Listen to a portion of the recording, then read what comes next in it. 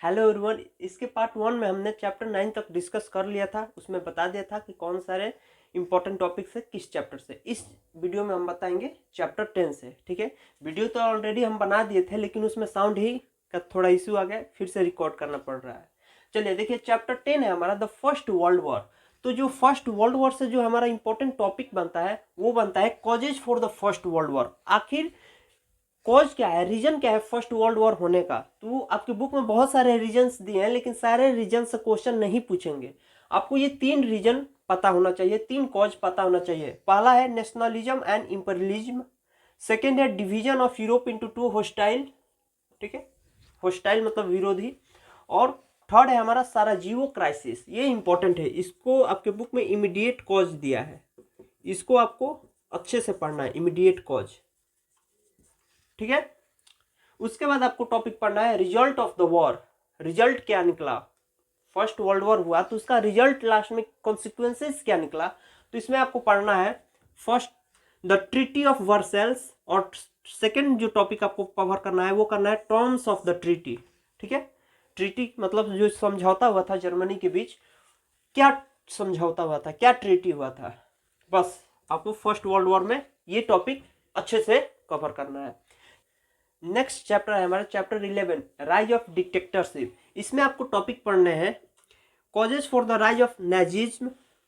ये जो नाजिज्म था ये हिटलर का था, हिटलर। और फैसिज्म इन इटली, मुसलिनी के बारे में इसमें पढ़ना है आपको। ठीक है, इसमें सिर्फ आपको मीनिंग पता होना चाहिए फैसिज्म का क्या होता है। इटली का सिर्फ पढ़ना है। ठीक है, इटली में कौन था, मुसोलिनी था। ठीक है, इसमें कौन था, हिटलर था। उसके बाद आपको थर्ड टॉपिक पढ़ना है similarity between the ideology of fascism and Nazism. दोनों में सिमिलरिटी क्या था, दोनों तो तानाशाह थे, तो दोनों में समानता क्या था। बस आपको ये 3 टॉपिक पढ़ना है। ठीक है, चलिए चैप्टर 12 देखते हैं। नेक्स्ट चैप्टर हमारा chapter 12 the second world war. इसमें जो मोस्ट रिपीटेड टॉपिक है वो है हमारा causes of the second world war. इसमें देखिए कॉजेज आप अपने बुक में देखेंगे तो बहुत सारे कॉजेज दिए हैं, लेकिन अगेन वो सारे कॉजेज इंपॉर्टेंट नहीं है। आपको स्मार्ट वर्क करना है। ठीक है, कुछ दिमाग लगाना है, पागलों की तरह किताब नहीं रटना है। आप ये सबसे भी अच्छा है, वीडियो देखने से भी अच्छा है, आप PYQ लगाइए। प्रीवियस ईयर में आप देखिए 2019 में क्या पूछा गया है। चैप्टर उठाइए द सेकेंड वर्ल्ड वॉर, और उसमें देखिए कि 2019 में क्या सवाल आया, 2020 में क्या आया, 21 में क्या आया, 22, 23, 24 एनालाइज कीजिए, तब आपको पता चल जाएगा कि ओ क्वेश्चन तो ये आ रहा है। ठीक है, वीडियो का भी जरूरत नहीं है, लेकिन हाँ आप लोग वो काम नहीं करेंगे तो वो काम हम कर आपको दे रहे हैं। बस यही अंतर है। Chapter 12 the second world war, इसमें जो मोस्ट रिपीटेड टॉपिक है वो है causes of the second world war. बहुत सारे कॉजेज है, लेकिन अगेन आपको बहुत सारे कॉजेज नहीं पढ़ने। आपको जो कॉजेज पढ़ना है वो फर्स्ट कॉज है dissatisfaction with the treaty of Versailles. Second है हमारा rise of fascism and Nazism. Third है हमारा जापानी इन्वेंशन ऑफ चाइना। फोर्थ है हमारा failure of league of nation.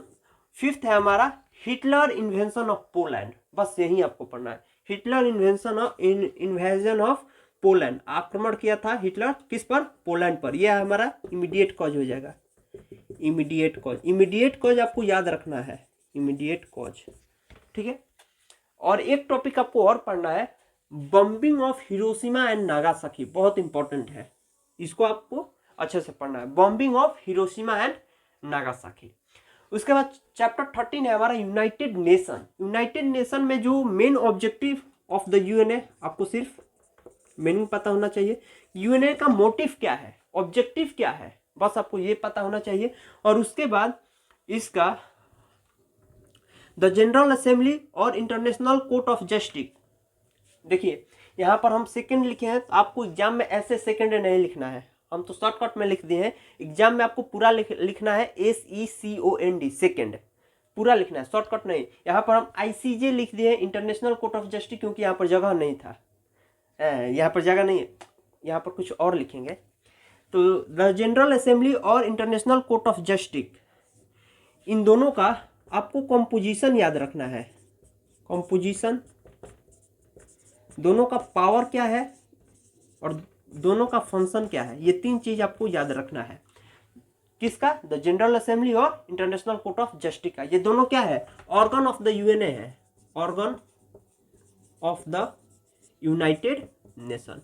ऐसे तो ऑर्गन 6 है, लेकिन 6 आपको नहीं पढ़ना है, क्वेश्चन आपको यही 2 से मिलेगा। 6 ऑर्गन कितने हैं? यूएनए का ऑर्गन 6 है, लेकिन 6 नहीं पढ़ना है, आपको पढ़ना क्या है? सिर्फ 2, द जनरल असेंबली और इंटरनेशनल कोर्ट ऑफ जस्टिस। इन दोनों का क्या पढ़ना है?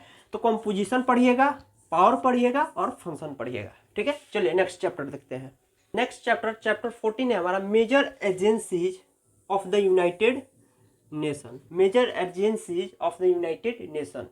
तो बहुत सारे एजेंसी है, लेकिन आपको 3 एजेंसी अच्छे से पढ़ना है, यूनिसेफ, यूनेस्को और WHO। ठीक है, यूनिसेफ का हेडक्वार्टर है न्यूयॉर्क, याद रखना है, पूरी तरह से याद रखना है, तीनों का हेडक्वार्टर। ऑब्जेक्टिव में एक दे सकता है, यूनिसेफ का हेडक्वार्टर न्यूयॉर्क, यूनेस्को का पेरिस और WHO का जिनेवा, स्विट्जरलैंड। ठीक है, याद हो गया, यूनिसेफ का न्यूयॉर्क, यूनेस्को का पेरिस और WHO का जिनेवा, स्विट्जरलैंड। और इसका फंक्शन याद रखना है तीनों का। कितना फंक्शन याद रखना है? तीनों का 4-4 फंक्शन याद रखना है। कितना? 4-4 फंक्शन।